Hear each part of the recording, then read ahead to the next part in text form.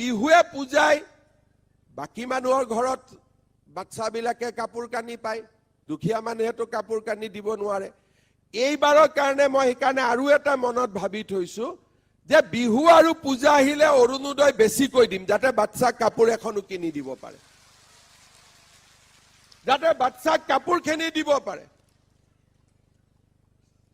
বাচ্চাক আপোনালোকে লগত কৈ দিব যে মামাই পঠাই দিছে বুলি, হয় নহয়? তেতিয়া অলপ মোকো ভাল পাই থাকিব।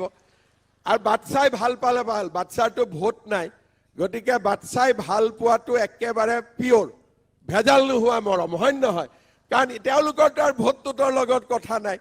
সেইকাৰণে আমি পঢ়াৰ পৰা আমি